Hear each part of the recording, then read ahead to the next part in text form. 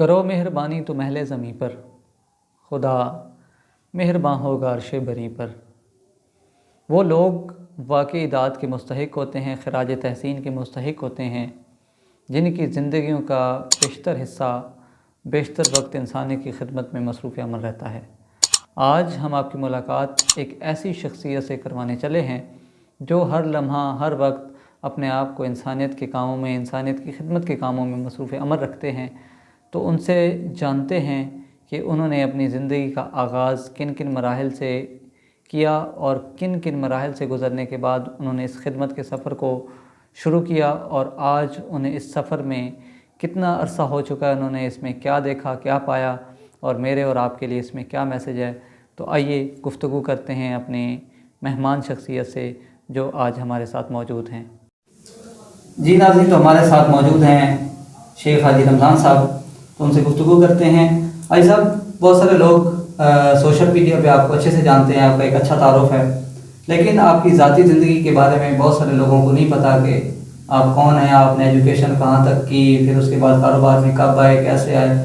تو اپنے بارے میں تھوڑا سا میرے اور عام آدمی کے لیے بتا دیں جو آپ سے سوشل میڈیا پہ کنیکٹڈ ہے کہ حاجی رمضان کون ہے۔ سر، سب سے پہلے تو بہت شکریہ، آپ نے وقت دیا۔ میرا نام شیخ حاجی محمد رمضان ہے اور میں شیخ فیملی سے بلونگ کرتا ہوں، اور اس کے بعد میں نے جو ابتدائی تعلیم اور وہ حاصل کی ہے گورنمنٹ ہائی اسکول نمبر 2 سے، جو کو اب سر سید پبلک اسکول کہتے ہیں۔ اس کے بعد میرے والد صاحب کے بیمار ہونے کی وجہ سے مجھے تعلیم جاری نہیں رکھ سکا، تو اس کے بعد میں کاروبار میں مستقل طور بنیاد پہ آ گیا، اور ابھی میں ٹینٹ سروس کے پیشے سے وابستہ ہوں۔ ایسا جیسے آپ فرما رہے تھے کہ والد کی طبیعت خراب ہونے کی وجہ سے آپ کو اپنی ایجوکیشن وہاں پہ چھوڑنی پڑ گئی اور آپ ایک کاروبار میں آ گئے، تو اس میں بھی آپ ٹینٹ سروس کا کام کر رہے ہیں۔ تو اس دوران تعلیم کے بعد اور اب تک جتنا میں جانتا ہوں آپ گھر کے بڑے بھی ہیں، تو اس حوالے سے آپ نے کافی حد تک مشکلات بھی دیکھی ہوں گی، اور ان مشکلات میں سب سے مشکل ترین لمحہ آپ کی زندگی میں کون سا تھا جس نے آپ کو ایک اچھا خاصا سیٹ بیک دیا؟ سر، اس میں جب والد صاحب بیمار ہوئے تو مجھے کاروبار میں آنا پڑا، اور عمر بہت کم تھی میری، تو اس کے بعد والد صاحب کی کچھ عرصے بعد ڈیتھ ہو گئی ہارٹ کی وجہ سے۔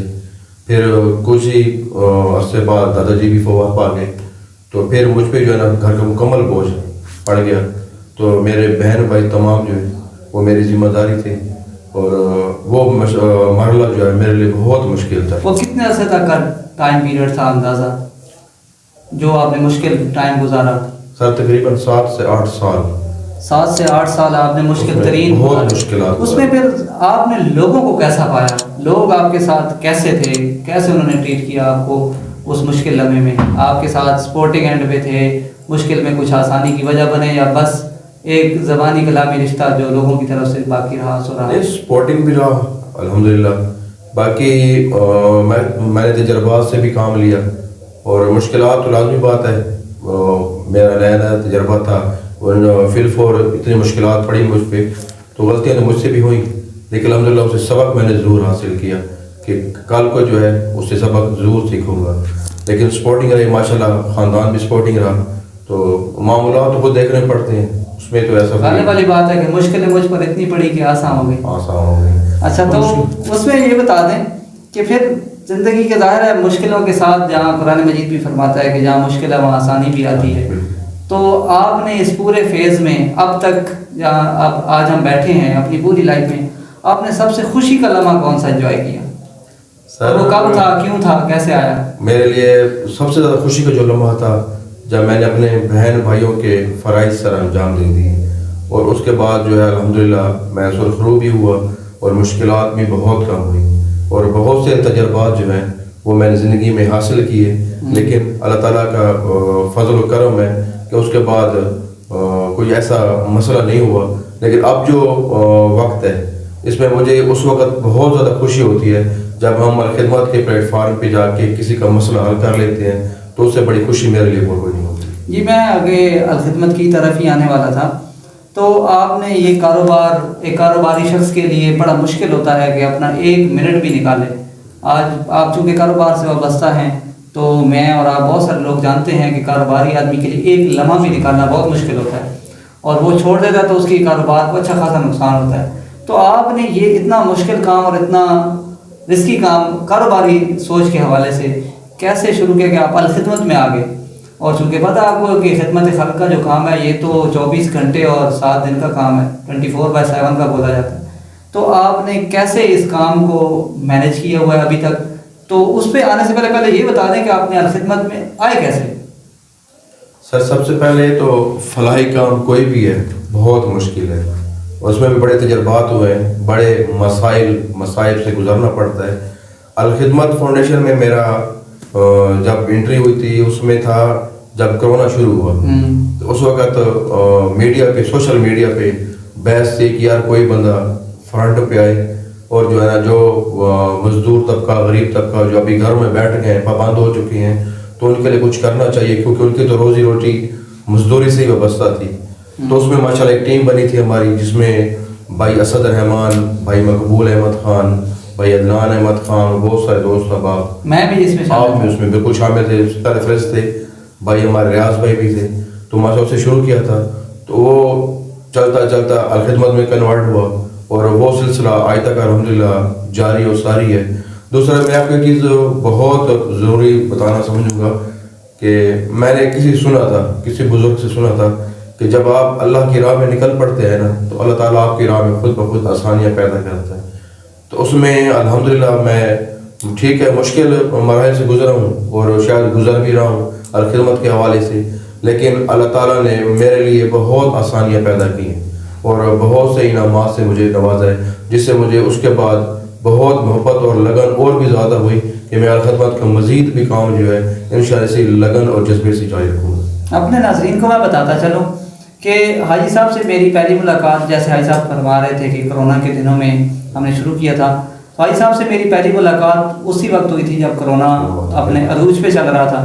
اور اس وقت ہمیں الخدمت کے کچھ لوگوں نے ہمیں رابطہ کیا، تو اس میں جب ہم کوئی سامان کی پیکنگ کر رہے تھے اور جب ہم نے لوگوں تک پہنچانا تھا، چونکہ ہم کوئی اکٹھا تو کوئی لوگوں کو کر نہیں سکتے تھے، تو اس لیے ہمیں ڈور ٹو ڈور کمپین کرنی تھی، لوگوں کے گھروں تک راشن پہنچانا تھا. تو مجھے آج بھی یاد ہے ایک کیری تھا، اس پہ میں، حاجی صاحب اور عدنان بھائی ہم اس کیری پہ سفر کرتے تھے، میں پیچھے بیٹھتا تھا اور حاجی صاحب، اور پھر لوگوں کے گھروں میں راشن دیتے تھے. تو اس دن سے میں حاجی صاحب کو جانتا ہوں. حاجی صاحب کے جذبے واقعی جس طرح فرما رہے ہیں واقعی ایسے ہیں. میں نے اس دن سے لے کر 2019-20 سے لے کر آج تک حاجی صاحب سے بہت کچھ سیکھا، جس میں سب سے جو بڑی چیز ہے وہ ان کی محنت ہے اور ان کی کمٹمنٹ ہے جو اپنے کام کے ساتھ رکھتے ہیں. حاجی صاحب ہم الخدمت کے حوالے سے بات کر رہے ہیں، تو الخدمت میں جب آپ آ گئے، آپ نے یہ کام شروع کر دیے، تو پہل آپ کو مشکل تو ہوئی ہوگی؟ جی اچھا، اس میں آپ کو ایک بات بتاتا چلوں کہ کرونا کے حوالے سے آپ ماشاءاللہ سر فہرست ہے ہمیں کہ ہم شام ٹائم کو فنڈ اکٹھا کرتے تھے لوگوں کے دروازوں پہ جا کے، اور رات ٹائم کو جو ہے وہ خریداری کر کے پیکنگ، اور دوسرے دن ظہر کی نماز کے بعد جو ہے وہ لوگ گھروں میں بانٹنے کے لیے جاتے تھے. اور یہ کام ہمارا مسلسل میں خیال 2 سے 3 ماہ تک مسلسل جاری رہا. اس میں کوئی دن خطا نہیں تھا کہ کبھی ہم فنڈ مانگنے نہیں گئے، راشن بانٹنے نہیں گئے یا پیکنگ کرنے کے لیے. ان لوگوں کا بھی شکریہ، ان لوگوں کا بہت شکریہ، بہت تعاون کیا. اور مکمل طور پہ اہلیان پپلا نے بڑھ چڑھ کر خود بھی فون کیے، ہم بھی پہنچے ان کے دروازے پہ، اور الحمدللہ ہمیں مایوسی نہیں ہوئی کسی سطح پہ بھی. اور آج دن تک الخدمت فاؤنڈیشن کے پلیٹ فارم سے الحمدللہ میری ابھی تک ذمہ داری ہے، تو اس میں آج دن تک پپلا کی جو ہے نا غیور عوام نے کبھی بھی مایوس نہیں کیا. پپلا اور پپلا سے باہر اور پاکستان سے بھی باہر سب لوگوں نے الحمدللہ بہت اچھا رسپانس دیا اور ہماری بہت اچھی پذیرائی بھی کی، حوصلہ افزائی بھی کی. ہم ان کے بہت زیادہ مشکور ہیں اس چیز میں. اچھا، آپ یہ بتا دیں کہ الخدمت میں اب اس وقت موجودہ صورتحال میں آپ کی ذمہ داری کیا ہے الخدمت کی جو باڈی ہے، اور اس میں آپ کون کون سے پروجیکٹ کر رہے ہیں؟ جو میں نے سنا ہے کچھ آپ ایسے پروجیکٹ بھی کر رہے ہیں یا کرنا چاہتے ہیں جو بالکل الخدمت کی پورے پاکستان میں کہیں نہیں کیے جا رہے، جو آپ یہاں پہ کر رہے ہیں. سچ میں الحمدللہ دوسرا سال ہے اعزازی طور پہ میری صدر الخدمت فاؤنڈیشن تحصیل پپلا کی ذمہ داری ہے، اور انشاءاللہ کچھ دنوں تک وہ ٹینور پورا ہو جائے گا. اس کے بعد بھی آپ ہی ہوں گے آگے؟ جی اچھا، کنٹینیو کریں، بہت اللہ بہتر کرے گا انشاءاللہ. تو باقی اس میں ہے بھی پورے پاکستان میں میرے خیال میں یا شاید سرگودا ڈویژن میں یا صوبہ پنجاب میں الخدمت فاؤنڈیشن یوٹیلیٹی اسٹور، یہ ایک منفرد نام اور منفرد جو پروگرام ہے وہ پپلا میں ہی جاری ہے اور الحمدللہ زبردست کامیاب طریقے سے جاری ہے۔ دوسرا اس کے بعد ہم نے ایک مشن شروع کیا تھا کرونا کے دنوں کے ساتھ ساتھ سے الخدمت تندور کا، جو کہ اس وقت 5 روپے روٹی تھی لیکن ماہ رمضان میں تھی، لیکن بعد میں مشاورت ہوئی، ماشاءاللہ کوشش کی گئی اور 2 سال سے صبح اور شام بلا تعطل جاری ہے اور انشاءاللہ آگے بھی زندگی میں جاری رہے گا۔ اور اس میں بہت سے غربا جس کو ہم فنڈ ریزنگ میں بھی کرتے ہیں، غربا کو ہم فری روٹی دیتے ہیں یا بیوہ خواتین کو، اور بہت سے ایسے روزانہ کی بنیاد پر ایسے افراد مسافر وہ ہمارے تندور سے روٹی فری آف کاسٹ حاصل کرتے ہیں۔ اور اس کے بعد ماشاءاللہ ہمارے پاس ایمبولینس کا ایک اچھا نظام ہے، الخدمت فاؤنڈیشن پپلا کی اپنی ایمبولینس ہے جو بہت سے میتوں کو جو ہے وہ فری آف کاسٹ گھروں تک پہنچا دیتی ہے، جب بہت ہی کم ریشو میں ریٹ میں ہم جو ہے نا مریضوں کو ڈلیور بھی کرتے ہیں اس میں۔ باقی علاج کی صورت میں ماشاءاللہ ہمارا بہت زبردست چل رہا ہے ایک پروجیکٹ، کم غربا اور مساکین کا جو علاج کے لیے ممکن نہیں ہے ان کے لیے، وہ ویسے بھی آج کل مہنگائی ہے بہت زیادہ تو ممکن رہا ہی نہیں، تو اس میں ہماری پوری کوشش ہوتی ہے کہ ڈور سے ڈور تک مریض کی کیئر کی جائے، چاہے وہ ہماری ایمبولینسز میں ہو، چاہے ڈاکٹرز کے ساتھ روابط ہو، میڈیسن ہو، جیسے بھی مراحل گزرتے ہیں ہماری پوری کوشش ہوتی ہے انشاءاللہ کہ اس کو جو ہے نا حتمی شکل دی جائے اور مریض روح بصحت ہو کر اپنے روزمرہ کے معمولات میں جا سکے۔ اس کے بعد الخدمت کے نظام میں ہمارے پاس ماشاءاللہ یتیم اور غریب بچوں کی شادی وہ سرفہرست رہتی ہے، تو اس میں ہماری پوری کوشش ہوتی ہے کہ جو سامان ریکورڈ ہو وہ دے یا نقدی کی صورت میں کچھ کھانے پینے کے لیے وہ دے دے۔ اور اس کے بعد ہمارے پاس فری پانی کا پروجیکٹ ہے، واٹر پروجیکٹ ہمارا شروع ہے اور مستقل طور پہ بنیادوں پہ چلتا ہے، جہاں پہ پانی کا کوئی نظام یا بندوبست نہیں ہے جس گھر میں، تو ہماری کوشش ہوتی ہے کہ وہاں پہ اس کو جو ہے نا پانی کا بندوبست کر کے دیں۔ تو الحمدللہ اس میں پوری کوشش ہے کہ مزید ہم اس میں آگے پپلا کے حوالے سے کچھ پروجیکٹ لانچ کریں گے، لیکن مستقبل کی بنیادوں پر۔ مستقبل میں جیسا کہ کوئی 2-3 پوائنٹ بتا دیں جو آپ جن پہ آپ ٹارگٹ کرنا چاہتے ہیں کہ یہ چیزیں ہیں ہم کرنے کی خواہش رکھتے ہیں۔ سر مستقبل میں ہمارے جو ایک بنیادی نظام تھا کہ ہم سولر چکی لگانا چاہتے تھے تاکہ الخدمت فاؤنڈیشن پپلا کی ایک بیس بنے، ہمیں مانگنا کم پڑے اور اسی نظام سے لوگوں کی فلاح و بہبود کے لیے رقم اکٹھی کی جا سکے۔ اور دوسرا اس میں کچھ دوست و احباب جو مزدور پیشہ جن کے کام نہیں ہیں اور گھروں میں بیٹھے ہیں بے روزگاری کی وجہ سے، ان کو بھی روزگار مل سکے۔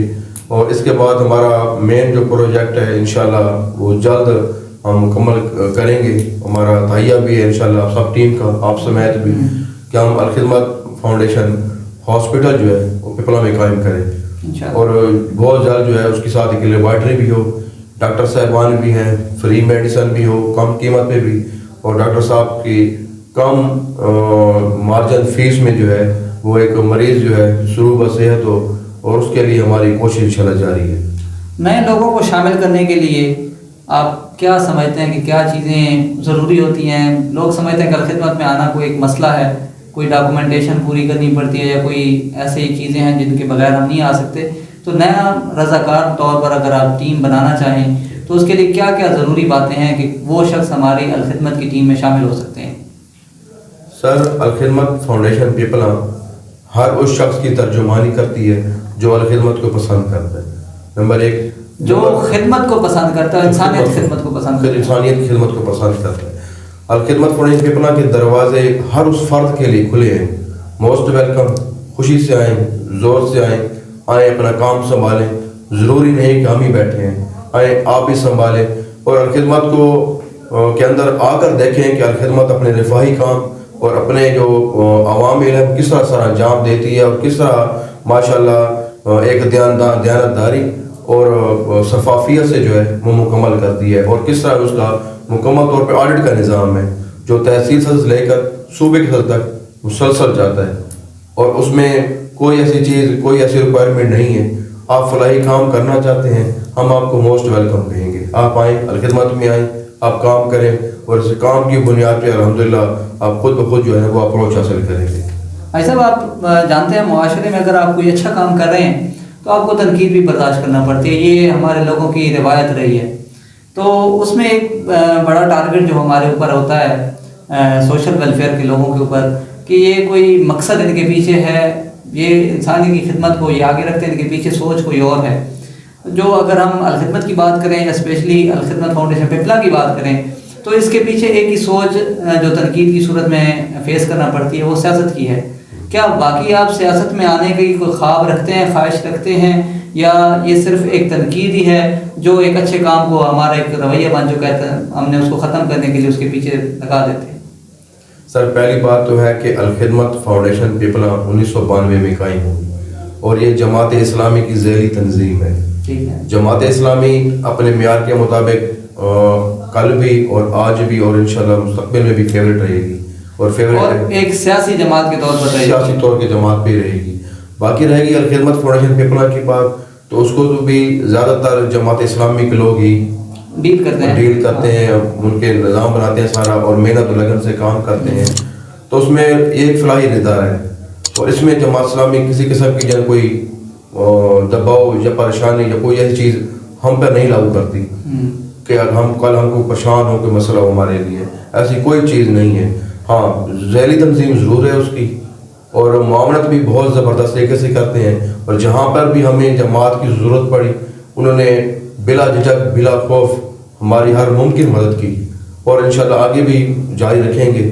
باقی الخدمت فاؤنڈیشن پپلا اپنا جتنا بھی معاملات ہیں, جتنے بھی پروجیکٹس ہیں, اور کھلے دل سے اور آرام سے, اور اس میں آپ کہہ سکتے ہیں کہ بلا خوف و خطر جاری رکھے ہوئے, اور انشاءاللہ کی جاری بھی. آپ میرے سوال کو حذف کر گئے, آپ سیاست میں آنا چاہتے ہیں یا نہیں؟ سر سیاست اگر پاک ہو, صاف ہو, اور کرپشن سے کلیئر ہو تو میرے خیال میں اس میں آنا چاہیے. حاضر موقع پہ میرا ابھی ورک ہے فلاحی طور پہ, تو میں اسے جاری رکھنا چاہتا ہوں. ابھی سیاست کا آپ سے کوئی خاص رابطہ نہیں؟ بس سمجھے بھی نہیں ہے. اچھا سمجھے ہم نہیں سمجھے نہیں. اچھا اب آخر میں ہمارے ناظرین کے لیے, ہمارے ان لوگوں کے لیے جو الخدمت سے متاثر ہیں, آپ سے متاثر ہیں, آپ کے کام کو اپریشیٹ کرتے ہیں, آپ ان کو کیا میسیج دینا چاہتے ہیں؟ سر میرا ان کے لیے ایک اسپیشلی میسیج ہے کہ ہم کام کرتے ہیں, انسان ہیں, غلطی ہم سے بھی ہوتی ہیں, کہیں پہ غلط بھی ہوتے ہیں, کہیں پہ بھول چوک بھی ہو جاتی ہے, انسان ہے, خطا کا پتلا ہے. تو اس میں آپ ہماری رہنمائی ضرور کریں, ہمارے ان باکس میں آئیں, واٹس ایپ پہ آئیں, بالکل رہنمائی کریں. جہاں پہ ہم بول رہے ہیں ہمیں بتائیں, جہاں پہ زیادہ کوئی تکلیف مسائل ہیں ہمیں آگاہ کریں. ہم ہر ممکن کوشش کریں گے وہاں تک پہنچنے کی, اور پہنچتے بھی ہیں انشاءاللہ. اور اس کے بعد باقی میں پھر ایک مرتبہ اپنے نوجوانوں کو دعوت دوں گا کہ الخدمت آپ کی ہے, آپ نے ہی چلانا ہے اسے. زندگی وقت کی کیا کہتے ہیں امانت ہے, اس میں کسی کا کچھ علم نہیں, ایک لمحے کا بھی نہیں پتہ. آپ آئیں الخدمت میں, موسٹ ویلکم, کام کریں. ہم آپ کو ہر چیز کی اس کی جو ہے نا وہ معاونت بھی کریں گے, سپورٹ بھی کریں گے, اور کل کو آپ الخدمت کو خود آگے لے کے بھی چلیں انشاءاللہ. معاشرہ بھی راضی اور اللہ بھی راضی. اللہ بھی راضی. بھائی صاحب اللہ آپ کو سلامت رکھے, آپ کے جذبے کو سلامت رکھے, الخدمت کے کام اسی جذبے سے ہمیشہ جاری و ساری رکھیں. سماجی خدمات کی جو آپ کی خدمات ہیں وہ ہمیشہ قابل تعریف رہیں گی انشاءاللہ. آپ کا کردار ہمیشہ زندہ رکھا جائے گا. آپ کا وقت دینے کا بہت شکریہ. بہت شکریہ. جی ناظرین, تو یہ تھے صدر الخدمت فاؤنڈیشن تحصیل پپنا شیخ حاجی رمضان صاحب, جن سے ہم ان کی زندگی اور الخدمت فاؤنڈیشن پپنا کے حوالے سے سیر حاصل گفتگو کر رہے تھے. امید کرتا ہوں آپ کو یہ ہمارا ایپیسوڈ پسند آیا ہوگا. اس کے لیے آپ ہماری ویڈیو کو لائک کر دیں, شیئر کر دیں, اور ہمارے یوٹیوب چینل میرے نتیم @864 کو سبسکرائب کر لیں. اور ملتے ہیں اب اپنے نیکسٹ ایپیسوڈ میں ایک نئی مہمان شخصیت کے ساتھ. تب تک اللہ آپ کا حامی و ناصر ہو. اللہ حافظ.